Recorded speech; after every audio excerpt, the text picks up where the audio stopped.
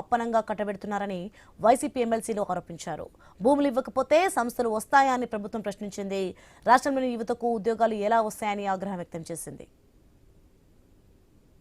99 పైసలకే ఇచ్చామనేసి బాగా బ్రాండింగ్ చేసుకున్నారు. మంచిది అధ్యక్ష.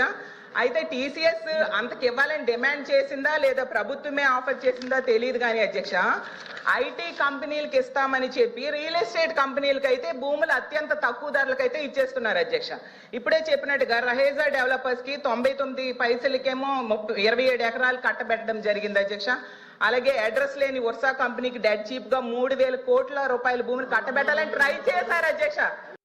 నేను 5 కంపెనీలని చెప్పాను అధ్యక్ష.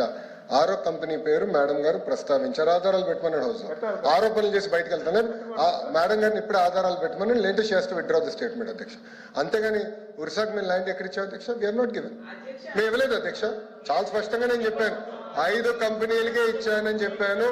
ఒరిస్సాకి నేను ల్యాండ్ ఇచ్చానని మేడం గారు నిరూపిస్తే no problem, I will withdraw my statement. లేదంటే మేడం గారు స్టేట్మెంట్ విత్డ్రా చేయాలి. లేదంటే ఏదో ఆరోపణ చేసి మేము బయటకు వెళ్ళి తరపుంచండి మేము ఒప్పుకోవడానికి సిద్ధంగా లేదు. We are not willing to take that. ఒరిస్సాకి ఇచ్చామని అంటున్నారు అధ్యక్ష. దయచేసి కరెక్ట్ కాదు అధ్యక్ష. మేడం గారి వివరాలు ప్రజల ముందర పెట్టమని కోరుతున్నారు అధ్యక్ష. యువకులకి ఉద్యోగాలు ఇవ్వాలనుకుంటున్నారు, ఇవ్వకూడదు అనుకుంటున్నారు, దానికి మీరు చెప్పండి. 99 పైసలకి మా చుట్టాలకు బంధువులకి ఇచ్చాం అధ్యక్ష. 99 పైసలకి ఇచ్చి ఈ భూమి ఇవ్వడం వల్ల అధ్యక్ష ఇప్పుడే ఆయన చెప్తున్నారు అధ్యక్ష. గొప్పగా చెప్తున్నాడు ఆయన. నిన్ననే బెంగళూరులో 20 ఇంత భూమి ఇచ్చారు, ఇన్ని ఉద్యోగులు గూగుల్ పెట్టారని చెప్తున్నారు.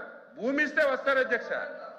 ఒక ఉదాహరణ అధ్యక్ష, వెస్ట్ బెంగాల్ ఉంది అధ్యక్ష. మీరందరూ తెలుసు వెస్ట్ బెంగాల్ ఆ రోజు భూమి ఇవ్వకపోవడం వల్ల అక్కడ ఉన్నటువంటి కంపెనీలన్నీ బయటకు వెళ్ళిపోయాయి అధ్యక్ష. ఈ రోజు గుజరాత్ బాగా అభివృద్ధి చెందుతుంది. కారణం ఏంటి? ఒకసారి గుజరాత్ చూడండి అధ్యక్ష. అక్కడ పెద్ద పెద్ద కంపెనీలు వచ్చాయంటే అక్కడ తక్కువ రేటుకి భూమి ఇవ్వడం వల్ల అక్కడికి వచ్చారు అధ్యక్ష. ఈ రోజు ఉత్తరాంధ్ర వెనకబడి ఉంది.